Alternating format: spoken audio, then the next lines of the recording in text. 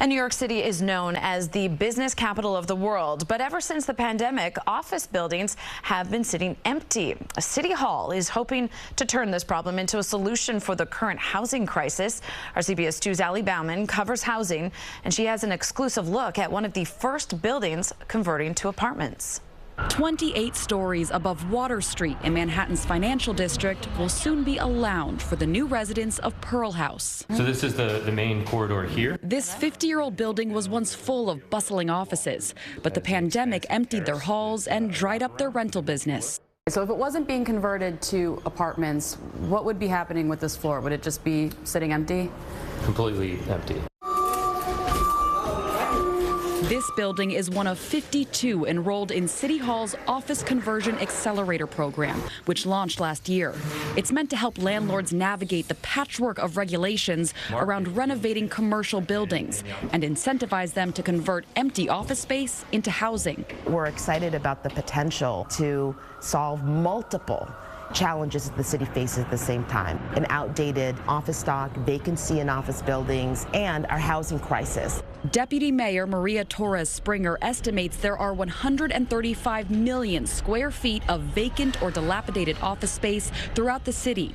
She believes that can be converted into 20,000 new housing units. And by doing that, we're not just breathing new life into buildings like this, but we're also reactivating business districts. A recent U.S. Census survey found the vacancy rate for rental apartments in New York City is 1.4%, its lowest level since 1968. And that drops even more for apartments priced under $2,400 a month, which have a vacancy rate of less than 1%. Building the housing and making sure that the rent is affordable is a separate thing.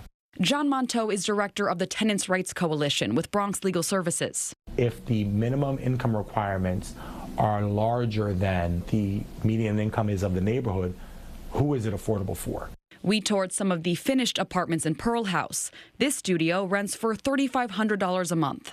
This is a gorgeous building, but does it solve the problem of affordable housing because the person struggling with rent isn't necessarily moving into this beautiful building? This city has a major supply problem in terms of housing.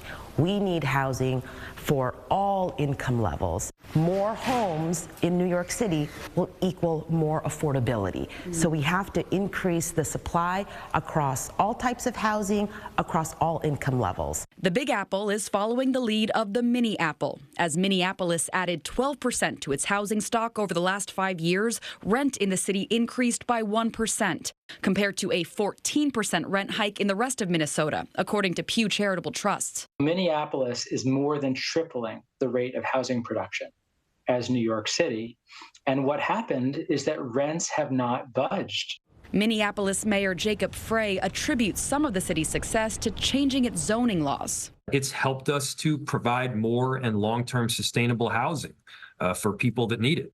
Back in New York, Deputy Mayor Torres Springer is urging the city council to also approve a package of zoning changes, such as eliminating parking mandates. It essentially gets rid of what are some onerous regulations that are in our zoning code that make it difficult for buildings like this to convert. The deputy mayor says the last piece of the puzzle to make this program work will be convincing the state legislature to pass Governor Hochul's bill that would give landlords a tax break for including affordable units in their office-to-housing conversions. So that studios like this, she says, can be accessible to lower-income New Yorkers. And what's happening at Pearl House can be copied in offices from J Street to Fifth Avenue. One of the great competitive advantages of New York City is that we're generally more mixed use. We really need to latch on to that identity and that superpower so that we not only crawl out of the pandemic, but we actually thrive in its wake.